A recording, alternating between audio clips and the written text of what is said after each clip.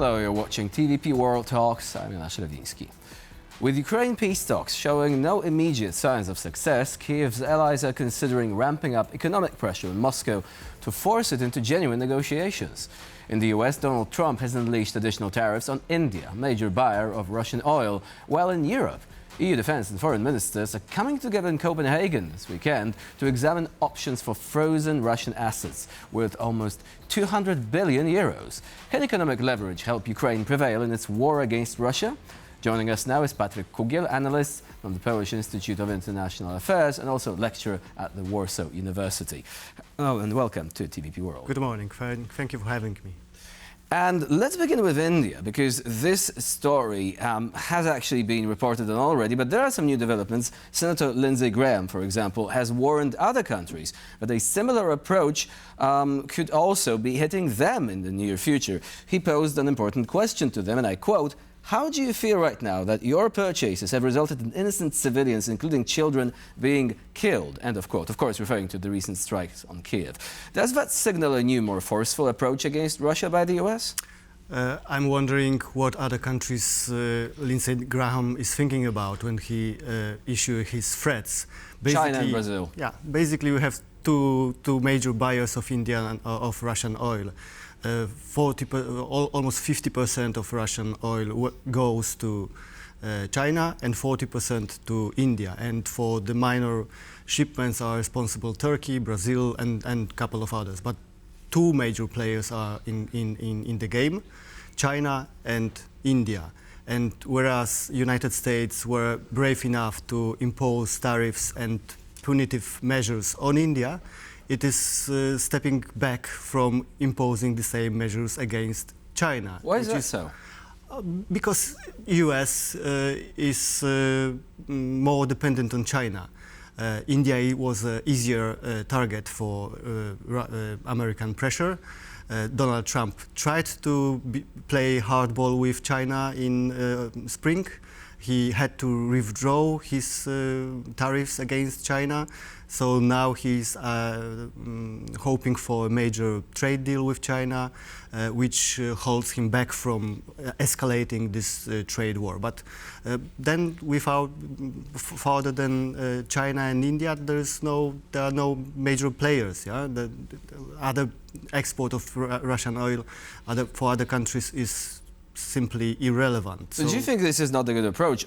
Some experts have pointed out that this could have been too heavy-handed, that this perhaps might have squandered the years of cooperation with India and might now be pushing India towards other BRICS countries instead. Do you think this is really the case, bearing in mind that Narendra Modi is traveling to the Shanghai Cooperation Summit?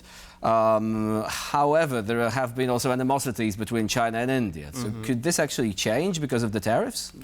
I agree with what you have said.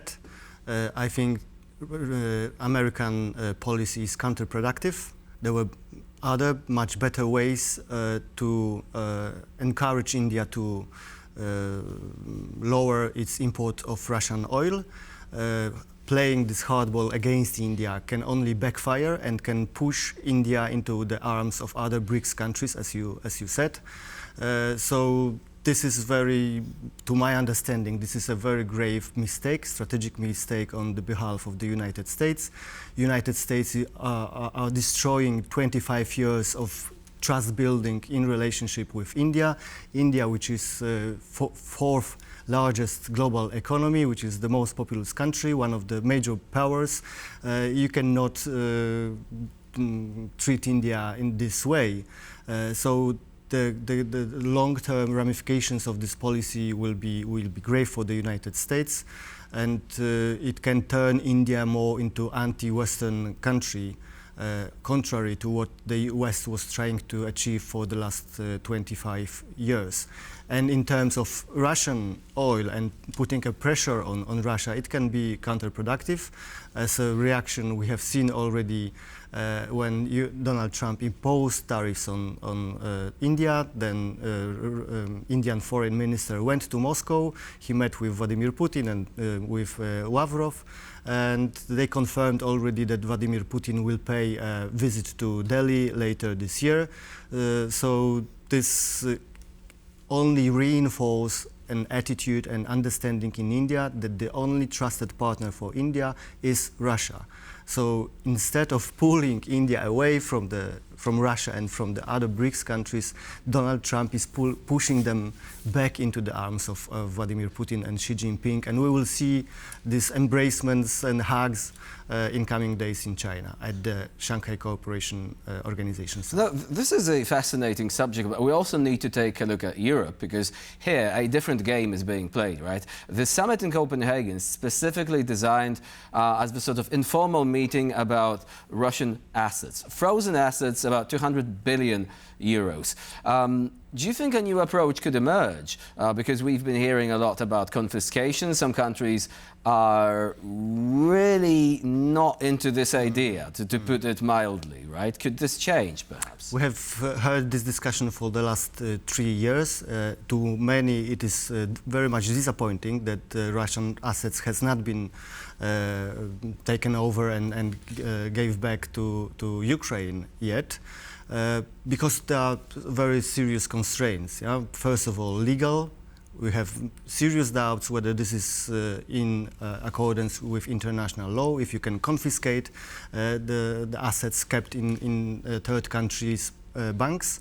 We have economic concerns, yeah, because we are worried how that can impact the attractiveness of Europe as a place where capital can be deposited, how it can impact the value of euro currency. So there are certain apprehensions about this confiscation, bold confiscation of Russian assets. Well, some people say this is just looking for excuses. Yeah. I mean, if we say that we cannot do that because we have concerns about our economic credibility and about legal action, I mean, wouldn't it be better if the European Union basically agreed to throw out any sort of lawsuit that Russia could have, because Russia is the aggressor state and has been conducting hybrid warfare against Europe as well? We have strong arguments. Why not go this way? Some people ask. Because some countries are more concerned than the others. Yeah? In Poland, in Baltic states, we have no doubts that this is the way we should go. Yeah? That Russia needs to pay for the war of aggression it wages against Ukraine. But there are other players like Belgium, which holds the majority of those frozen assets. They are very much worried how that can impact the status, their economy, the legal situation, etc. So is it true that they are profiting from this in a way? This was, for example, described by a Ukrainian journalist a while ago, that essentially the proceeds generated from that will allow them, obviously, to help Ukraine, but also were beneficial for the banking system itself. Do you think these allegations hold water?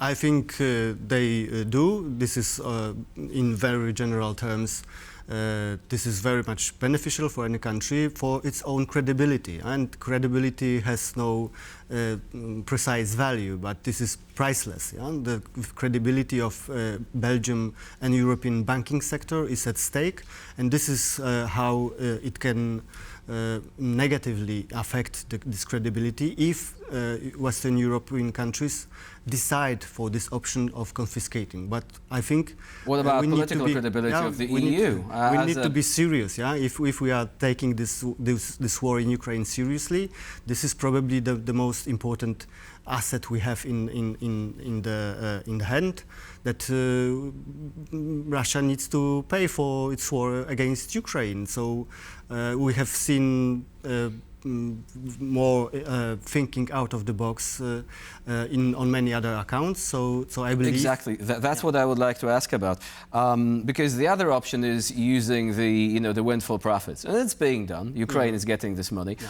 But we have an institutional problem, because Hungary, for example, has sued the European Commission. They want to stop this from happening. They say they were excluded from the vote on that, or from having a say on that. Do you think there is a risk that this can grind to a halt as well? And are there any other options for a workaround against the sort of unanimity principle, which threatens the whole system and essentially, poses the risk of it collapsing at some point? European Union is known for its innovative thinking, and European Union grows through the crises. So hopefully it can work out a new solution in coming days. It's regrettable it takes so much time to find out a way how to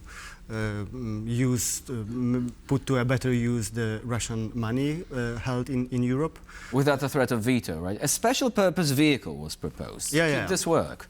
Yeah, this is, I think, British proposal put on the table recently. This is one of the steps that can make confiscation of Russian assets easier in years to come. So I think this is one of the ideas that we can work on. Was it more about confiscation or about profit distribution? And also more aggressive investment, because Politico has actually reported on that. They say the European Union wants to invest more aggressively, but again, you have some countries saying, "Oh, we're going to lose money on that. What if that happens?" No, I think this idea of special purpose vehicle is a tool that will bring us there. Yeah, so we need to be more risk-taking in terms of using Russian assets to generate more profits that we have had in the past. So this is the direction we are taking. But this is always half solutions. Yeah? This is not very fundamental change, but we are trying to navigate, to find a way around the obstacles, and European Union is as it is. Yeah? We work in animosity.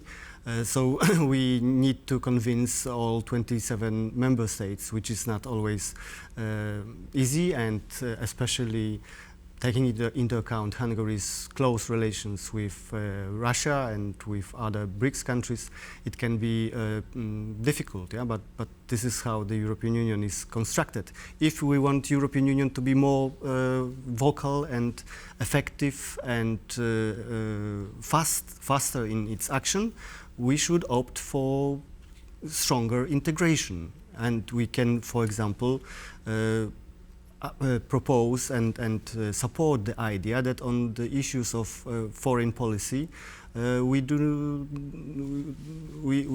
should scrap the veto. We have majority voting. It's a long debate, a long and winding road ahead, essentially.